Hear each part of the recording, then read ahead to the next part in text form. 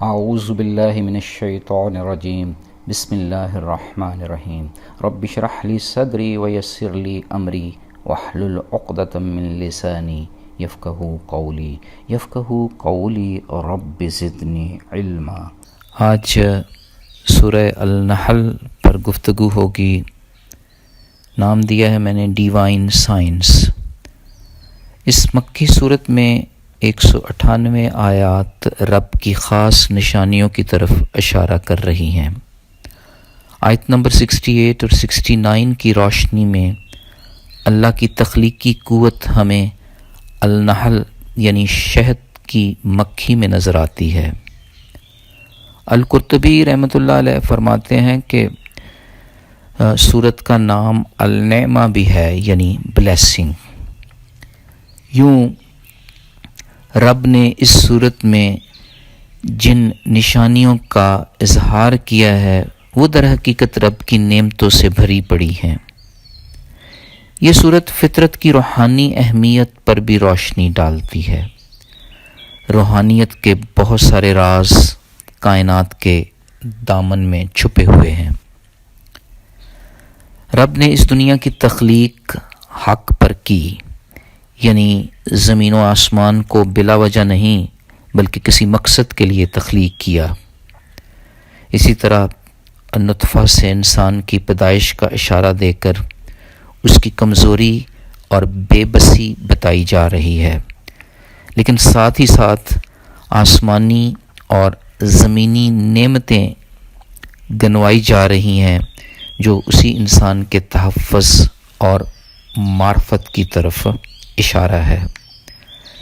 اسی انسان کے بارے میں اتنی بڑی پیشین گوئی بھی کی جا رہی ہے کہ وہ ایسی سواریاں پیدا کرتا رہے گا جن کے بارے میں تم کچھ نہیں جانتے ہو۔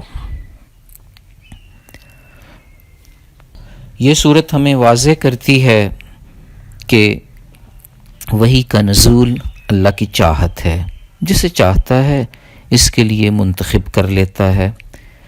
اس وحی کا مقصد قرآن کی شکل میں روح کو تر و تازگی بخشنا ہے۔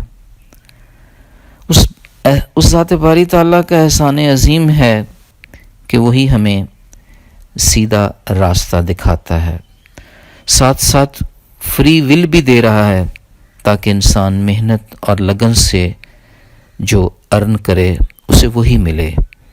انسان کی خودداری رب کو بھلی لگتی ہے۔ پھر رب کی ذات نے واضح کر دیا کہ آسمانی نعمتیں، زمینی نعمتیں اور سمندری نعمتیں اتنی ان گنت ہیں کہ ان کو شمار نہیں کیا جا سکتا۔ ویسے بھی رب کی لا محدودیت کا تعین انسان کی لمیٹڈ فیکلٹی کیسے کر سکتی ہے؟ یوں ایک سیلف آنسرڈ قسم کا سوال کھڑا کر دیا کہ کیا خالق اور مخلوق برابر ہو سکتے ہیں؟ مخلوق معبود بننے کی صلاحیت نہیں رکھتی۔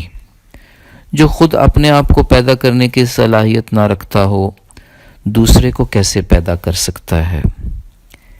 انڈائریکٹلی اس بات کا بھی تعین ہو گیا کہ جو علمی نور رب کی ساتھ ہمیں دے سکتی ہے، کسی دوسرے کے لیے دینا ممکن ہی نہیں۔ یہ بات سمجھ کر بھی رب کا حکم نہ ماننا در حقیقت تکبر کے زمرے میں آتا ہے۔ مسلم کی حدیث ہے، جس کے دل میں ایک ذرہ کے برابر بھی تکبر ہوگا وہ جنت سے محروم رہے گا۔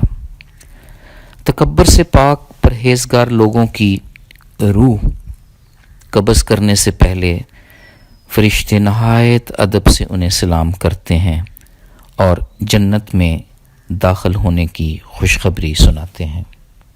اس صورت میں ہمیں ہجرت میں برکت کی مصلحت کا بھی اندازہ ہو گیا۔ راہ حق میں ہجرت کرنے پر اللہ رب العزت دنیا میں بھی بہترین ٹھکانہ عطا فرماتے ہیں اور آخرت کا ثواب تو بہت ہی بڑا ہے اگر لوگ سمجھ لیں۔ ہجرت میں بہت بڑا صبر بھی چھپا ہوا ہے۔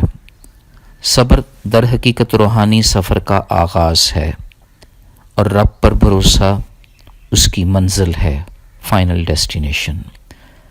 روحانی سفر میں بدی سے نیکی کی جانب ہجرت کرنی ہوتی ہے۔ لمبا سفر ہے جس کا اختتام رب پر بھروسے سے ہوتا ہے۔ یہ صورت ہمیں لاجک کی ضرورت پر بھی زور دیتی ہے۔ اللہ کا ہر فرمان اور روئے زمین پر اس کا ہر فعل دلیل پر مبنی ہے۔ اللہ کو ریشنل تھنکنگ پسند ہے اور وہ ریشنل تھنکرز کو لائک کرتا ہے۔ رب بحیثیت اعلیٰ و برتر ریشنل تھنکر کے لائق عبادت ہے، حتیٰ کہ مشرکین بھی بوقت ضرورت کسی مصیبت کے سمے رب سے ہی مانگتے تھے۔ اہل ایمان پر شیطان کی کوئی اتھارٹی نہیں ہے۔ انڈائریکٹلی شاید دے سکتا ہے، ڈائریکٹلی کسی پر کنٹرول نہیں۔